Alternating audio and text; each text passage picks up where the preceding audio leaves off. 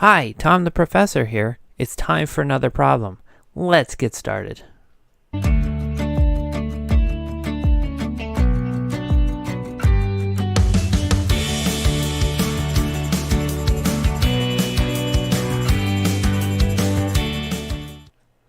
How about a problem from a little bit further back in the book? As part of Bohr's model, it is described where electrons can jump from electron shell to electron shell, from the 3s to the 2p, or the 1s to the 2p, and so on and so on. This problem will give us an idea of how that mechanic works. So I'll put the text on the screen and we will give it a try. We'll start with what do we know? The wavelength of the photon is given as 9.38 times 10 to the minus 8th meters. And when an electron jumps from one state to another, the easiest way to do that is to interact with a photon, either absorbing a photon or emitting a photon. Now in this case, it also tells us that the electron will fall from a higher energy level to a lower energy level, and it emits a photon. If it's going the other direction, then it will absorb the photon. The energy of the photon is related to the frequency, and the energy, and that will also directly relate to the energy levels of the electron shells.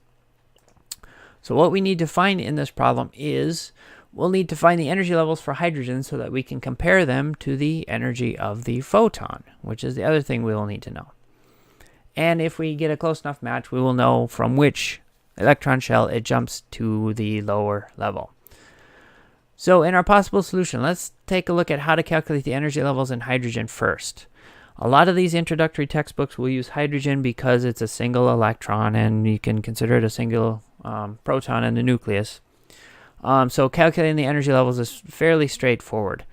With more complex elements, the equation becomes more complex to calculate the energy levels. But in hydrogen, the energy level is given by a constant, a negative 13.6 electron volts, which is a measure of energy, convertible to joules, divided by the energy level number. So for example, if we're looking at the ground state of hydrogen, that would be energy level 1.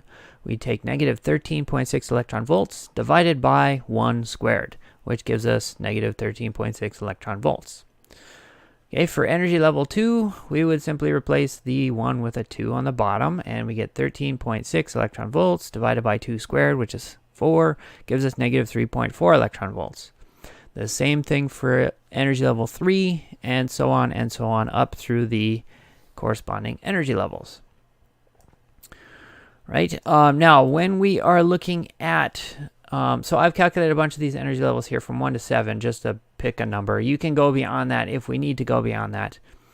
But what we will have, the photon will have an energy equal to the difference between the two energy levels.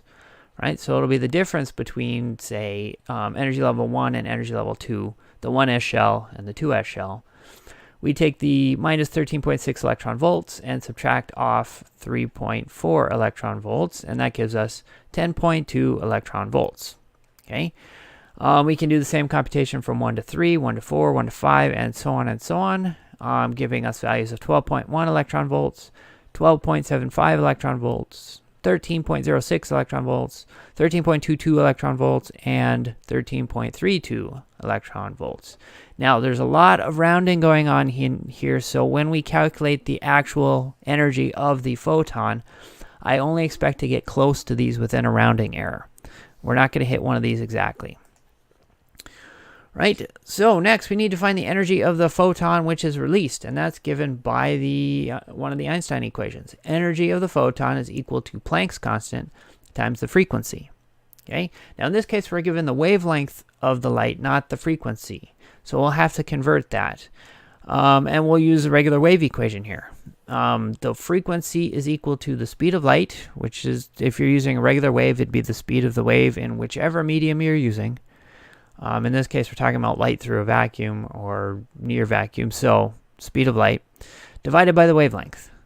So we'll take 3 times 10 to the 8th meters per second and divide that by the wavelength that's given to us, 9.38 times 10 to the minus 8 meters, which gives us a frequency of 3.2 times 10 to the 15 hertz, which is inverse seconds if you're following along here. Right? Again, there's a lot of rounding going on in here because the speed of light is not exactly 3 times 10 to the 8th. So again, we're just going to get close to one of these energy levels. All right, now that we have the frequency, we are ready to calculate the energy of the photon. We're going to choose the version of Planck's constant, which will give us electron volts out in the end, so the 4.14 times 10 to the minus 15. And then we'll multiply that by the frequency we just found, 3.2 times 10 to the 15 hertz, which gives us a value of 13.25 electron volts. Okay, let's switch back and look at our table here that we made, and we're looking for something close to 13.25 electron volts, and it looks like we've got one here, 13.22 electron volts, which is the transition from energy level 6. So our electron is jumping from the 4s shell down to the 1s shell. And that is all there is to this particular problem. We used a wave function, we used one of Einstein's equations, we used calculations for energy levels in hydrogen to figure out that our transition is from the 4s shell to the 1s shell, or from level 6 down to level 1. Now, if there are any questions, let me know. This was kind of a different problem, but yes, I do use these problems when I teach introductory physics. I know some instructors don't, but I'm weird that way. If you like the video, make sure you like and subscribe. Get the bell on if you want updates as to when I put up a new video, although that's been pretty regular lately. So comments, questions, leave them in the comments below, or hit me up on the social medias at TomTeachesPhys. Check out the blog at tomteacheспhysics.com for a lot of other information that I talk about. Pick up some merch, help me support the channel, find some resources on tomteacheспhysics.com as well, through Teachers Pay Teachers. I forget to mention that all the time. But that will be it for today, so until next time, I will see you next time.